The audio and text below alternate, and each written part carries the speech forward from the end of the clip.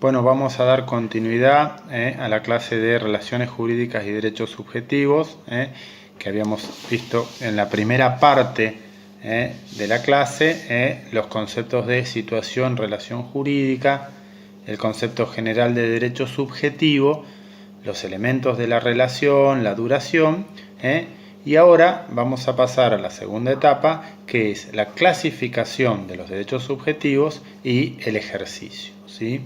Si bien ya hemos definido los derechos subjetivos como la prerrogativa o la facultad que tienen las personas de exigir de otro un determinado comportamiento, que vendría a ser el sujeto obligado, en el caso de una relación puntual, o en el caso de los derechos erga omnes, el deber de todos los demás de respetar el derecho individual, vamos a ver la clasificación que nos da la doctrina de los distintos derechos subjetivos, ¿sí? La primera clasificación es la que habla de derechos patrimoniales y no patrimoniales. Esto tiene que ver con el objeto de la relación, en el caso que tenga que ver con algo de contenido económico o patrimonial, cae dentro de la clasificación de derecho patrimonial, y aquello que no guarda relación con un valor económico, como pueden ser los derechos vinculados con las relaciones de familia, son aquellos derechos no patrimoniales, ¿sí? Otra clasificación que nos da la doctrina es los derechos transmisibles y no transmisibles. En principio todos los derechos económicos, los derechos de crédito son transmisibles, y aquellos que tienen que ver con los derechos de la personalidad, en principio son intransferibles. Entonces ahí vemos claramente la clasificación de aquellos que tienen valor económico suelen ser derechos transmisibles, y aquellos que tienen que ver con la personalidad o con las relaciones de familia son derechos no transmisibles, ¿sí? Otra clasificación que nos da el manual es aquello que habla de los derechos principales y accesorios. En aquel sentido, los derechos principales son aquellos que no requieren la existencia de otro derecho para poder ser, mientras que los derechos accesorios requieren exclusivamente la existencia de un derecho principal al cual están subordinados, ¿sí? Los derechos reales de garantía, como pueden ser la hipoteca, la prenda, la antícresis, son derechos accesorios del crédito principal. Esto significa que una vez extinguida la relación principal, se extingue automáticamente el derecho accesorio porque era garantía o estaba sujeto a la suerte del derecho subjetivo principal, ¿sí? Hay otra clasificación que tiene que ver con los derechos patrimoniales, que son los derechos reales, de crédito derechos intelectuales, ¿sí? Esta clasificación es muy importante porque nos determina los distintos tipos de derechos económicos. La clasificación de derechos reales, oportunamente, cuando se ve a través de la materia de Derecho Civil 4, que son los derechos reales, ahí se ve claramente cómo es ese derecho que se ejerce directamente sobre la cosa, sin la presencia de un sujeto determinado pasivo, como pueden ser los derechos de propiedad, el dominio, el condominio, que son los derechos reales más importantes, en el cual se ejerce directamente sobre la cosa, y si bien no hay un sujeto determinado pasivo, todo el resto de los sujetos tienen el deber de respetar ese derecho, esa relación de señorío, ¿sí? Por otro lado, los derechos de crédito son derechos patrimoniales, pero en los cuales sí hay un sujeto deudor determinado, que es aquel sujeto pasivo de la relación, ¿sí? A diferencia de los derechos reales, acá se genera una relación directa entre dos partes, en la cual uno tiene un derecho de crédito sobre el otro, que es el sujeto obligado a la satisfacción de ese interés, ¿sí? Y por otro lado se incluye dentro de esta clasificación a los derechos intelectuales, ¿sí? Que tiene que ver con aquellas creaciones artísticas, científicas que se generan y que pueden generar beneficios económicos como consecuencia de haberse registrado o patentado, ¿sí? Para aquellos que generan un derecho intelectual, lo registran, lo patentan, y pueden obtener un beneficio patrimonial económico una vez que haya sido registrado o patentado, si alguien más quiere utilizarlo o quiere aprovecharse de él, ¿sí? Estas son las categorías principales de la clasificación de los derechos subjetivos, ¿sí? Que hacen un fin meramente ordenatorio o conceptual, ¿sí? Una vez habiendo desarrollado la clasificación, siguiendo con el contenido de nuestra unidad, vamos a ver cuál es la diferencia entre el derecho subjetivo que venimos estudiando y la acción, las acciones. ¿Qué significa? Que a los fines de satisfacer el derecho subjetivo, el crédito, aquel beneficiario del derecho tiene la acción correspondiente para exigir el cumplimiento o el respeto de ese derecho, ¿sí? Entonces la acción es la puesta en marcha para la satisfacción de ese derecho subjetivo que tiene la persona, ¿sí? Por otro lado, ya entrando en la parte de ejercicio, cómo se ejercen los derechos, se ejercen frente a un sujeto deudor o frente a todos que tienen que respetar nuestro derecho, y en caso de que alguien no respete, no cumple con ese deber jurídico, ya sean las relaciones determinadas como en aquellas relaciones erga omnes donde todos tienen el deber de respetar el derecho o el señorío, ¿sí? Existe la posibilidad de reclamar judicialmente el cumplimiento o la satisfacción de ese crédito.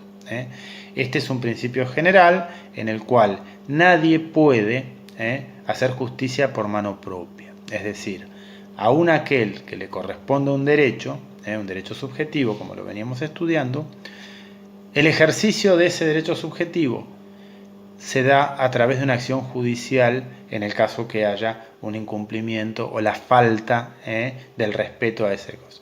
Pero nadie puede, como principio general, hacer justicia por mano propia, ¿sí? Para eso se le otorga la acción para satisfacer a través de la vía judicial ese derecho o ese interés lesionado por parte de uno o de varias personas, ¿sí?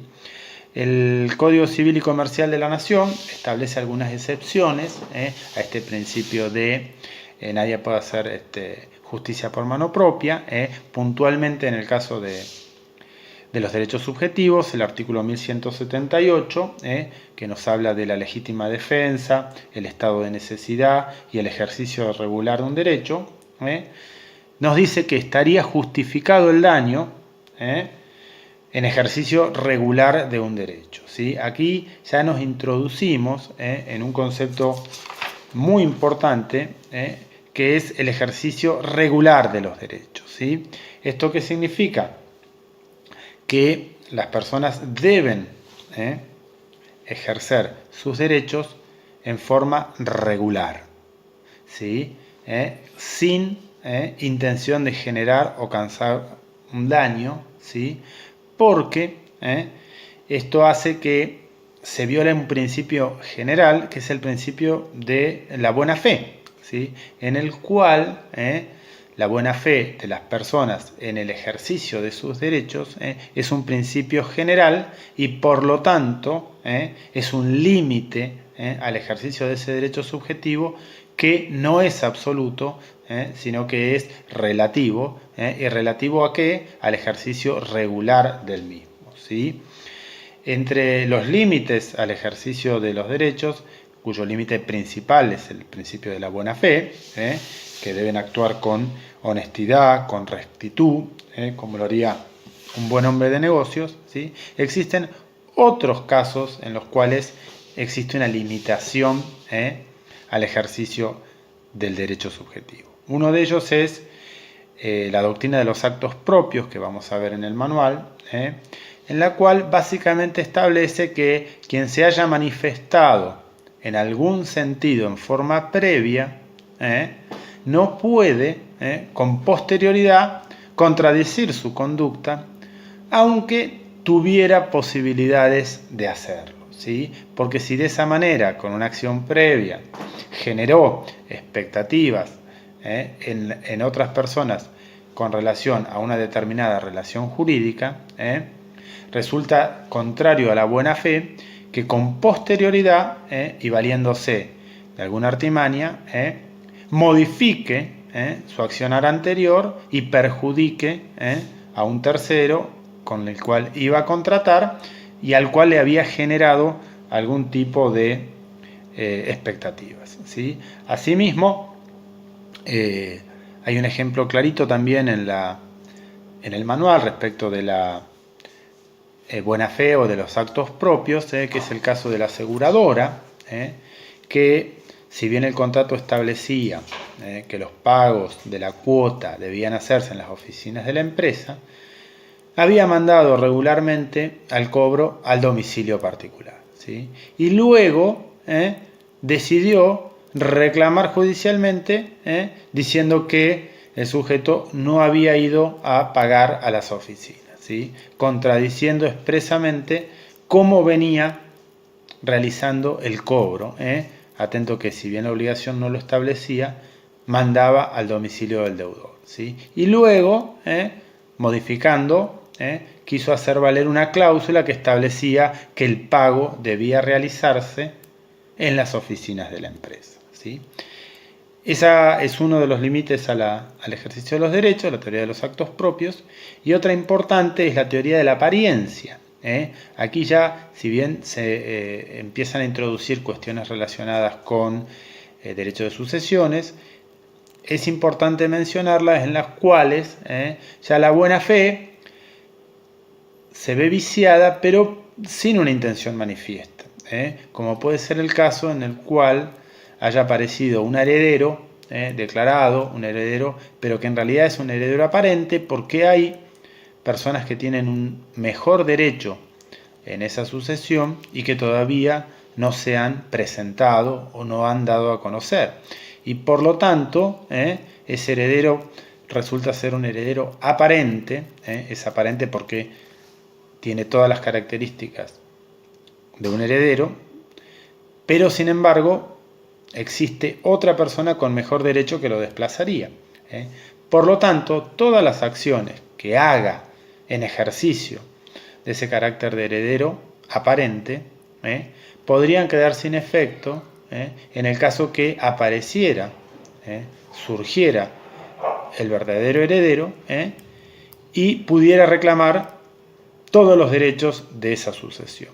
Entonces ahí se plantea la paradoja con qué pasa con aquellas relaciones jurídicas creadas por el heredero aparente con relación a terceros, obrando siempre de buena fe, es decir, sin que nadie conozca la existencia de una persona con un mejor derecho en esa sucesión.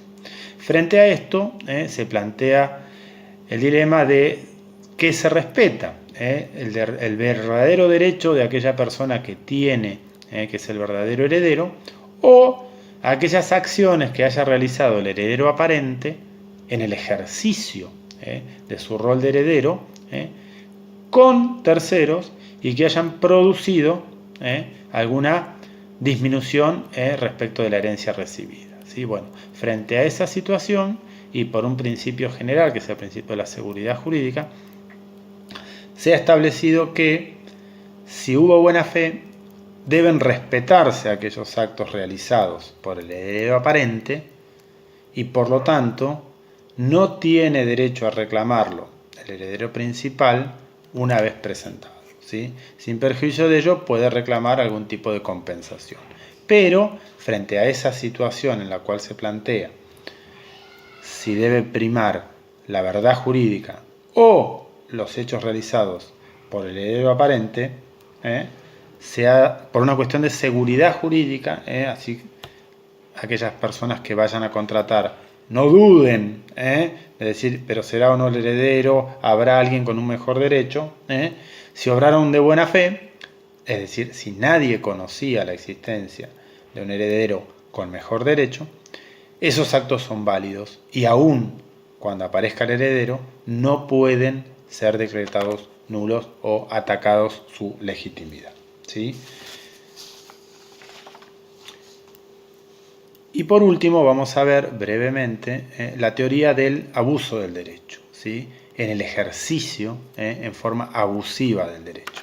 ¿Esto qué significa? Bueno, significa claramente un límite al ejercicio que debe ser regular y que no es en forma alguna un derecho absoluto. ¿Sí? Los derechos subjetivos son relativos y deben ejercerse en forma regular sin aplicar algún tipo de abuso en el ejercicio de su derecho, ¿sí? El artículo 10 del Código Civil y Comercial, si bien en principio manifiesta que el ejercicio regular de un derecho propio o el cumplimiento de una obligación no puede constituir ilícito ningún acto, continúa diciendo que la ley no ampara el ejercicio abusivo de los derechos. Y detalla, se considera tal el que contraría los fines del ordenamiento jurídico o el que excede los límites de la buena fe, la moral y las buenas costumbres. Acá vemos claramente los límites al ejercicio abusivo de los derechos basados fundamentalmente en la buena fe de las partes, pero también los principios rectores que son la buena fe, la moral y las buenas costumbres. ¿Y esto qué trae como consecuencia? ¿Sí? Que el juez debe ordenar lo necesario para evitar el ejercicio abusivo y, en caso de corresponder, procurar la reposición al estado anterior de las cosas, expresamente lo dice el Código, e inclusive fijar una indemnización, ¿sí? Acá podemos ver claramente, cuando hablamos de abusivo, del ejercicio abusivo de los derechos, una persona que puede tener un crédito dinerario bajo y sin embargo a los fines del cobro pretende la ejecución de una propiedad, ¿sí? En el cual, si bien tiene un crédito, puede, ¿sí?, abusar en el reconocimiento de su derecho y causar un perjuicio totalmente desmedido, ¿sí? En ese caso vemos claramente cómo se generaría un abuso de un derecho subjetivo, causando con daño, con dolo, a su deudor un daño exagerado e injustificado, ¿sí? La misma situación aparece en el caso de las posiciones dominantes en el mercado, que esto establece básicamente respecto de aquellas empresas en las cuales tienen en el mercado una posición que les permite el manejo total de esa comercialización, en el caso de abusar de esa posición, y debe ser frenada, restringida a través de la sanción de defensa de la competencia y aquellas acciones relacionadas con el comercio a los fines de evitar el abuso de aquellas empresas que puedan llegar a manejar todo el mercado, ¿sí? Bueno, esta ha sido la clase relacionada con las relaciones y los derechos subjetivos. Es la primera vez que nos toca dar así vía filmación y subir a la página. Espero que haya sido lo suficientemente clara y bueno, la idea es que con el transcurso del tiempo podamos ir mejorando la dinámica y podamos tener una interrelación directa con los alumnos, ¿sí? Esperando siempre que en algún momento se normalice esta situación puntual y podamos volver a las aulas. Hasta luego.